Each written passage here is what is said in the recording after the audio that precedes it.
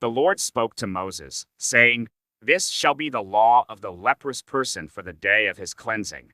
He shall be brought to the priest, and the priest shall go out of the camp, and the priest shall look.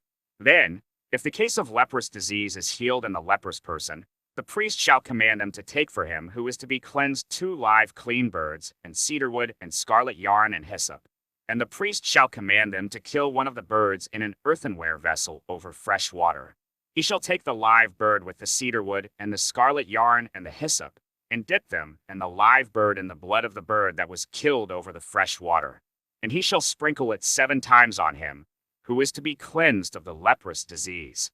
Then he shall pronounce him clean, and shall let the living bird go into the open field. And he who is to be cleansed shall wash his clothes, and shave off all his hair, and bathe himself in water, and he shall be clean. And after that he may come into the camp, but live outside his tent 7 days. And on the 7th day he shall shave off all his hair from his head, his beard, and his eyebrows.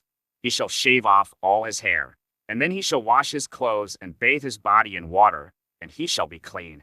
And on the 8th day he shall take 2 male lambs without blemish, and 1 ewe lamb a year old without blemish, and a grain offering of 3/10 of an ephah of fine flour mixed with oil, and 1 log of oil. And the priest who cleanses him shall set the man who is to be cleansed and these things before the Lord, at the entrance of the tent of meeting. And the priest shall take 1 of the male lambs and offer it for a guilt offering, along with the log of oil, and wave them for a wave offering before the Lord. And he shall kill the lamb in the place where they kill the sin offering and the burnt offering, in the place of the sanctuary. For the guilt offering, like the sin offering, belongs to the priest. It is most holy. The priest shall take some of the blood of the guilt offering, and the priest shall put it on the lobe of the right ear of him who is to be cleansed, and on the thumb of his right hand, and on the big toe of his right foot.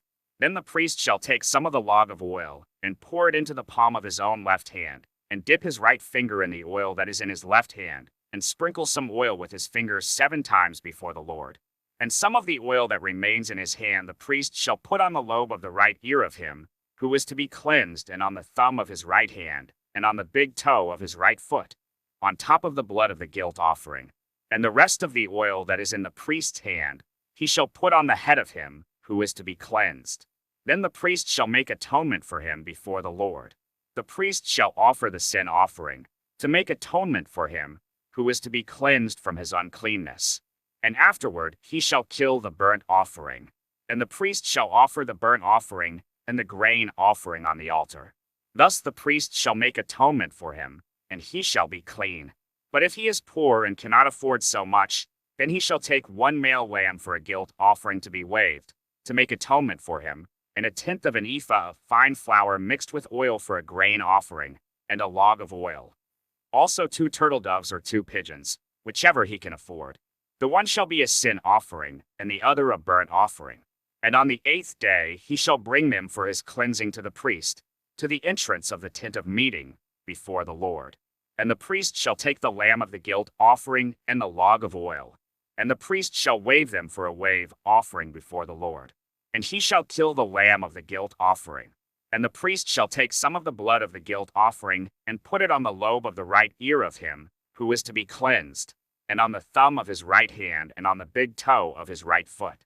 And the priest shall pour some of the oil into the palm of his own left hand, and shall sprinkle with his right finger some of the oil that is in his left hand 7 times before the Lord. And the priest shall put some of the oil that is in his hand on the lobe of the right ear of him who is to be cleansed, and on the thumb of his right hand, and on the big toe of his right foot, in the place where the blood of the guilt offering was put. And the rest of the oil that is in the priest's hand he shall put on the head of him who is to be cleansed, to make atonement for him before the Lord. And he shall offer, of the turtle doves or pigeons, whichever he can afford, 1 for a sin offering and the other for a burnt offering, along with a grain offering. And the priest shall make atonement before the Lord for him who is being cleansed. This is the law for him in whom is a case of leprous disease, who cannot afford the offerings for his cleansing. The Lord spoke to Moses and Aaron, saying, "When you come into the land of Canaan, which I give you for a possession, and I put a case of leprous disease in a house in the land of your possession, then he who owns the house shall come and tell the priest, 'There seems to me to be some case of disease in my house.' Then the priest shall command that they empty the house before the priest goes to examine the disease, lest all that is in the house be declared unclean. And afterward the priest shall go in to see the house, and he shall examine the disease. And if the disease is in the walls of the house with greenish or reddish spots, and if it appears to be deeper than the surface, then the priest shall go out of the house to the door of the house and shut up the house 7 days. And the priest shall come again on the 7th day and look. If the disease has spread in the walls of the house, then the priest shall command that they take out the stones in which is the disease and throw them into an unclean place outside the city. And he shall have the inside of the house scraped all around, and the plaster that they scrape off they shall pour out in an unclean place outside the city. Then they shall take other stones and put them in the place of those stones, and he shall take other plaster and plaster the house. If the disease breaks out again in the house, after he has taken out the stones and scraped the house and plastered it, then the priest shall go and look. And if the disease has spread in the house, it is a persistent leprous disease in the house. It is unclean. And he shall break down the house, its stones and timber, and all the plaster of the house. And he shall carry them out of the city to an unclean place. Moreover, whoever enters the house while it is shut up shall be unclean until the evening. And whoever sleeps in the house shall wash his clothes, and whoever eats in the house shall wash his clothes. But if the priest comes and looks, and if the disease has not spread in the house after the house was plastered, then the priest shall pronounce the house clean, for the disease is healed.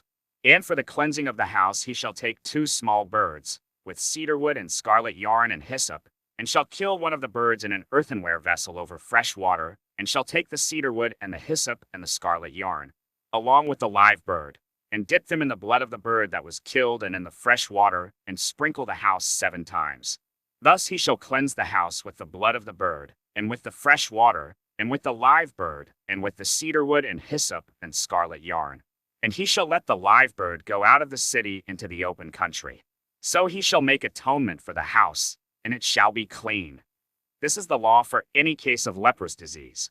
For an itch, for leprous disease in a garment or in a house, and for a swelling or an eruption or a spot, to show when it is unclean and when it is clean. This is the law for leprous disease.